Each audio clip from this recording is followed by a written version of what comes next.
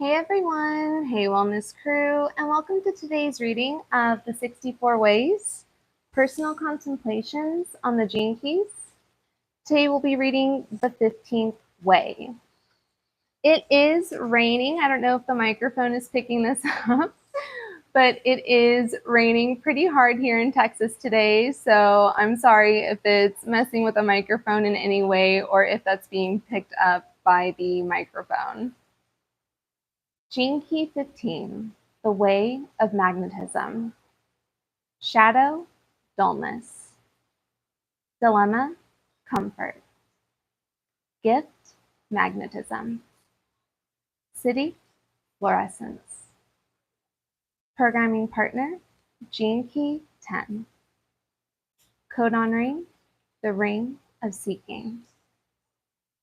The transformational way of the 15th gene key moves from dullness to fluorescence, and it's the way of magnetism. The 15th gene key is vast. It encompasses all other gene keys.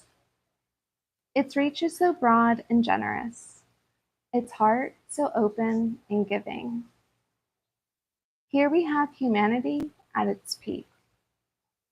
Here we have nature in its most abundant form, giving birth endlessly to the creative ideas of God. Then we have the shadow. There must always be a shadow, and there will always be those who hide in the shadow. They tend to hide in numbers together where they feel the illusion of safety. This is the shadow of dullness, but it isn't the remarkable dullness of the Taoist or the dullness that makes for a smooth surface, the simple and beautiful sheen of the simple. This dullness is death. This is the stifled imagination. This is the comfort of the crowd, the shirking of self-responsibility. This is cowardice and comfort and indolence. Dullness is repetition. Dullness is overstimulation. Dullness is the terror of being wrong. Dullness is bad behavior, lack of courtesy, and friendliness. We may not think of ourselves as dull, but every aspect of our life that doesn't lend itself to change has the potential to be caught in the shadow of this great gene key.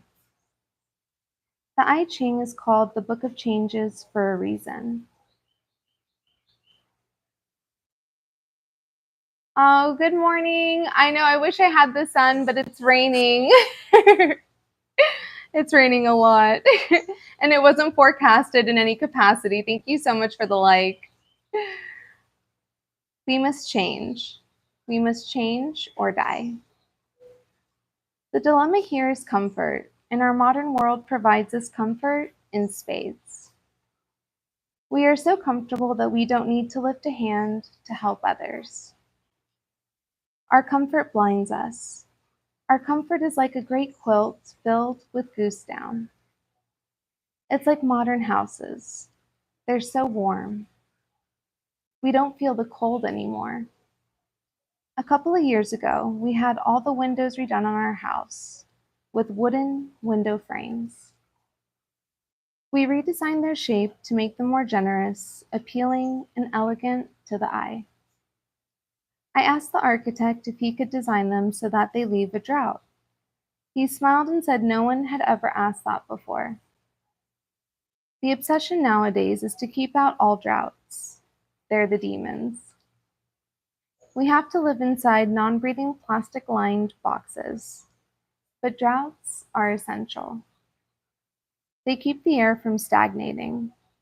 They give rise to the little noises that every house should have.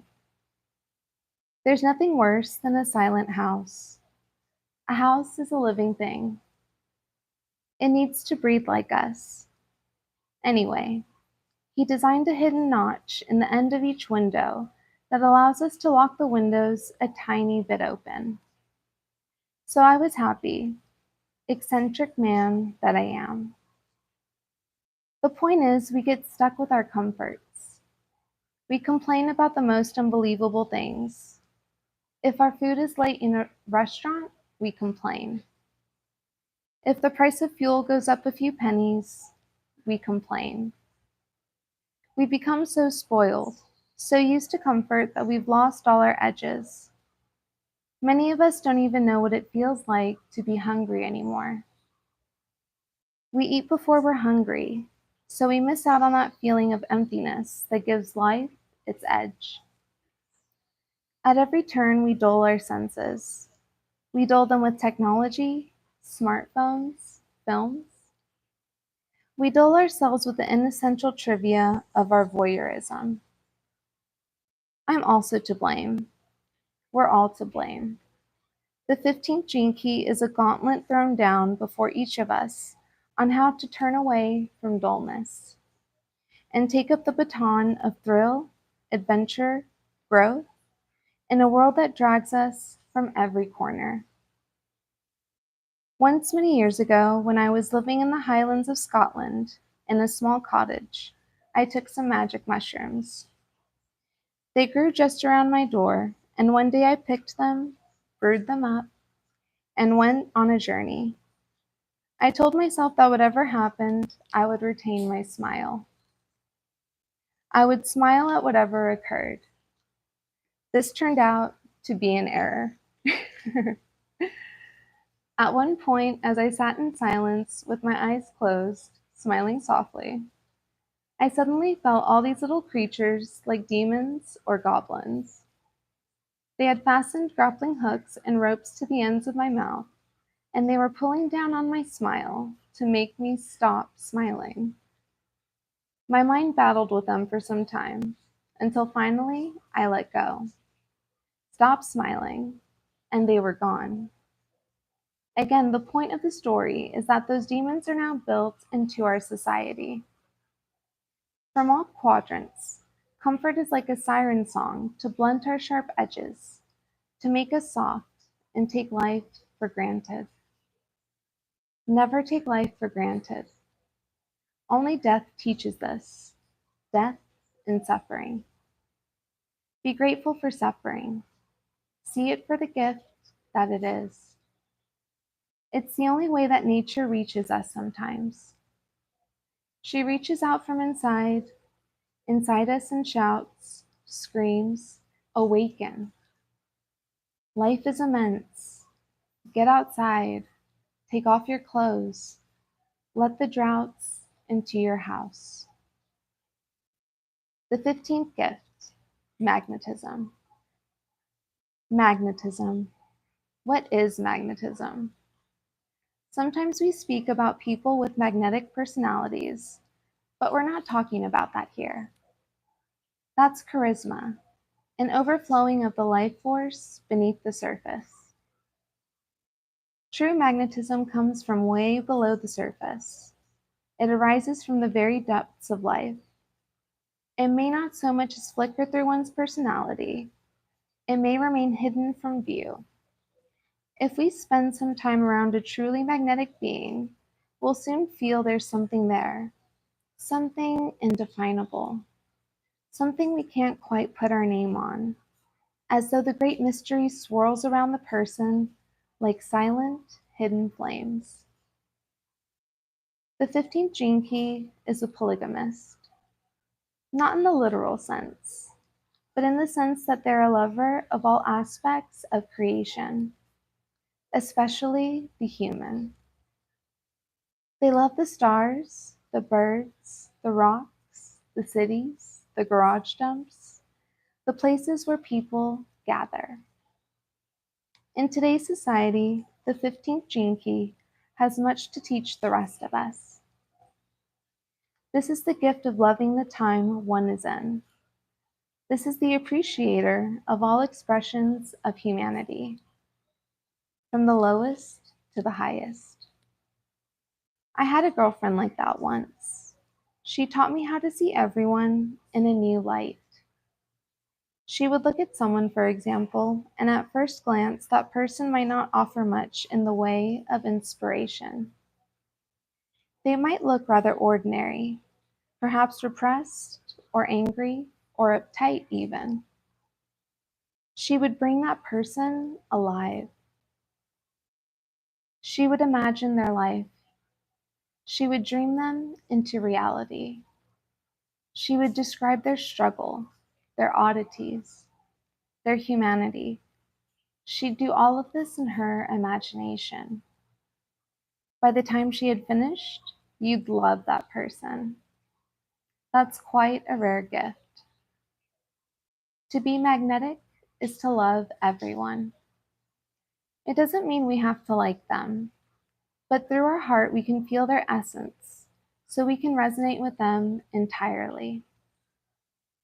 We can always find something worthy and worthwhile in everyone. There is great positivity in this gift. It's not forced positivity, like we often find in the New Age. It's a truly humble, noble heart who genuinely appreciates the whole farce of life. It takes great humor to love that widely, to love that monotonous, the mediocre, the drab. But remember, this was the shadow of dullness. So the 15th gift has to have transformed that. The gray of the shadow becomes the color of the gift. Everyone is welcome here. Everyone is accepted. There's one more very important dimension to this 15th gene key, which is its seeking. It's one of the gene keys that make up the ring of seeking. In this case, it seeks betterment. It seeks advancement for all. It's truly the most benevolent of all gene keys. Its benevolence is what makes it one of the great gene keys of love. This is why mythically it's connected to the figure of the Buddha Vista, the sage who decides to hold back his or her own enlightenment for the sake of others. One who remains behind to teach others, rather than pressing on towards the ultimate goal of becoming one with the divine. This is where the gift begins to bleed into the Siddhi, as all this benevolence is transformed on the lower planes into love as service, into karma yoga, the yoga of divine service. Such magnanimous hearts ring out like bells in the evolutionary storylines of humanity. These truly are our saints, our saviors, our role models, here to remind us of the profound and endless potential there lies within every human being. The 15th Siddhi, Fluorescence. In many ancient traditions and folk stories, there are myths of cities within the core of the earth. The Tibetans speak of Shambhala, the mythical kingdom buried in a hidden valley in the Himalayas. In their more esoteric scripts, there are detailed descriptions of Shambhala, at whose heart lies a mythical inner mountain, Mount Meru. This is the symbol of this hexagram, the mountain in the earth. This should tell us that this is the most grounded and earthy of all the gene keys. This is why in my book, in this gene key, I speak of the Schumann resonance, the natural energy frequency that's emitted by the earth. It's like the breath pattern of Gaia. To be in harmony with this is to be at peace. As I've contemplated this 15th gene key, I've come to see a new dimension opening up in its Siddhi. In the gift, its benevolence shines through, but when that benevolence ripens fully, something extraordinary happens. The fruit falls back to the earth. We see this sometimes with the greatest sages. They come down off the mountain and become utterly ordinary. They even behave a bit madly. Deep harmony frees us to behave spontaneously, because whatever we do, our behavior emerges from that mountain of benevolence inside us. The ancients called this hexagram modesty, but I think it's been misunderstood. The traditional version of modesty is the expression of outer humility, but sometimes extreme humility doesn't feel very human. It feels like a divine expression, and this Siddhi is about staying human. Sometimes a great teacher will behave in a way that appears angry or weak. Such teachers will use human devices, human feelings, and emotions to remain close to the people around them, rather than becoming so elevated that they're put on a pedestal. The ultimate modesty is to allow another to believe we're weak or flawed, just as a means of loving them. This is a deeper meaning of the word fluorescence. It means to use any and all behavior to create illumination. It means to stay close to all beings, especially human beings. Imagine if we were a god and decided to become human. What costume would we choose? Would we play a holy man and have lots of people crowd around us and worship us? Really? I don't think so. If we were really a god, we would play tricks. We would conceal ourselves as all manner of beings, and then we would work behind the scenes, influencing on levels unseen.